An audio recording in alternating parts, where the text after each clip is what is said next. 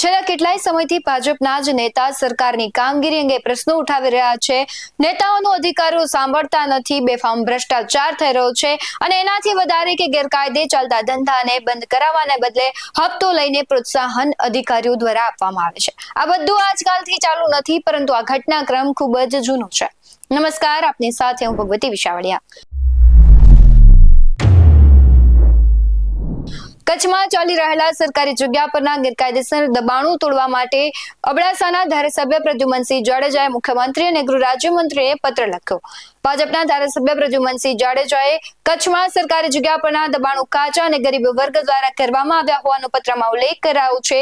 આ દબાણો તોડવા અંગે સરકારે નોટિસ આપી છે અને એ નોટિસ પછી ખેંચવા અને દબાણો ન તોડવા માટે પત્રમાં ઉલ્લેખ કર્યો છે। તેમણે પત્રમાં ઉલ્લેખ કર્યો કે ગરીબ લોકોના બદલે સરકારી જમીન પર ગુંડાઓ અને ભૂમાફિયાઓએ કરેલા દબાણો દૂર કરવામાં આવે।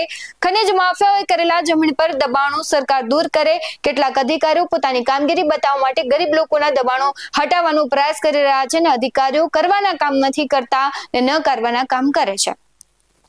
અધિકારીઓ કેટલા સાચા છે અને કેટલા ખોટા છે તે હું જાણું છું, ત્યારે અધિકારીઓના વલણ પ્રત્યે મારી નારાજગી છે।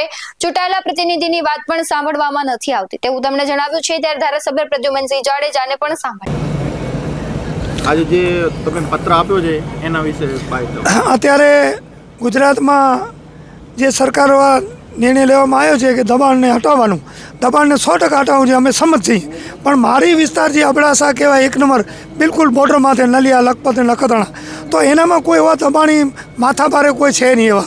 આ નાના નાના કેબિનું વાળા, કોઈ ડબોરોટીવાળો, કોઈ નાની મોટી હોટલ લોજ, તો આ લોકો ક્યાં અડચણરૂપ છે નહીં અને ક્યાં આપણે ડેવલપ કરતા હોઈએ હોટલ, આપણે નિશાળ કે રોડ કે આરોગ્ય એવું ક્યાં ન, તો આપણે ભેગા રહીને એને હટાવીએ। તો માટે આને કોઈને અત્યારે કનડગત કરવાની જરૂર નથી। સરકારને અમે રજૂઆત કરી છે કે આને રહેવા દો, જ્યારે આપણે ડેવલપ કરશું અમે ભેગા રહીને તમને સાસર આપશું।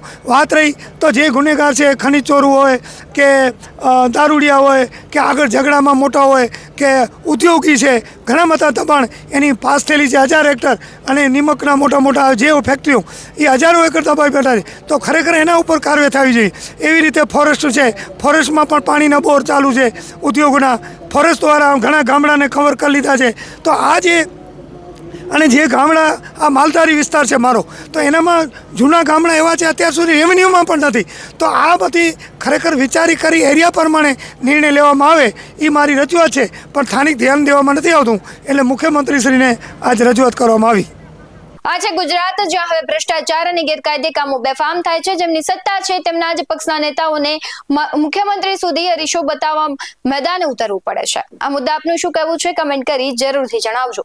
આવા જ વધુ અહેવાલો સાથે ફરી મળતા રહીશું। તમે અમારી YouTube ચેનલને સબસ્ક્રાઇબ કરવાનું, અમને Facebook અને Instagram પર ફોલો કરવાનું ભૂલશો નહીં। બાકી નવી અપડેટ્સ મેળવવા માટે જોતા રહો BS9 TV ન્યૂઝ। નમસ્કાર।